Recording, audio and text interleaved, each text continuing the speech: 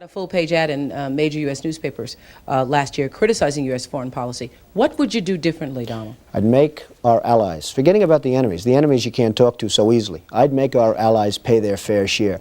We're a debtor nation. Something's going to happen over the next number of years with this country, because you can't keep going on losing $200 billion, and yet we let Japan come in and dump everything right into our markets and everything. It's not free trade. If you ever go to Japan right now and try to sell something, forget about it, Oprah. Just forget about it. It's almost impossible. They don't have laws against it. They just make it impossible. They come over here, they sell their cars, their VCRs, they knock the hell out of our companies. And hey, I have tremendous respect for the Japanese people. I mean, you can respect somebody that's beating the hell out of you, but they are beating the hell out of this country.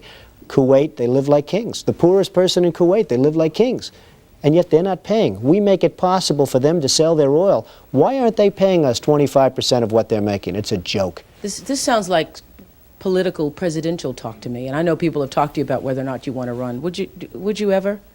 Probably not, but I do get tired of seeing the country ripped off. Why would you not? I just don't think I really have the inclination to do it. I love what I'm doing. I really like it. Also, it doesn't pay as well. No, it doesn't. But, you know, I just probably wouldn't do it, Oprah. I probably wouldn't, but I do get tired of seeing what's happening with this country. And if it got so bad, I would never want to rule it out totally, because I really am tired of seeing what's happening with this country, how we're really making other people live like kings, and we're not. What do you think of this year's presidential race, the way it's shaping up? Well, it's going to be very interesting. I think that probably George Bush has an advantage in terms of the election. I think that probably people would say that he's got like that little edge in terms of the incumbency, et cetera, et cetera. But I think Jesse Jackson's done himself very proud. I think Michael Dukakis has done one hell of a job.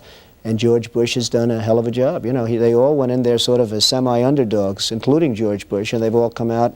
I think people that are around all three of those candidates can be very proud of the jobs they've done. You've said, though, that if you did run for president, you believe you'd win. Well, I don't know. I think I'd win. I tell you what, I wouldn't go in to lose. I've never gone in to lose in my life. And if I did decide to do it, I think I'd be inclined, I would say that I would have a hell of a chance of winning, because I think people, I don't know how your audience feels, but I think people are tired of seeing the United States ripped off. And I can't promise you everything, but I can tell you one thing: this country would make one hell of a lot of money from those people that for 25 years have taken advantage. It wouldn't be the way it's been, believe me. Heretofore, he is President Donald J. Trump, and the sound of cannons and a 21-gun salute sounding across Washington, D.C. right now. Ruffles and flourishes followed by Hail to the Chief. First time.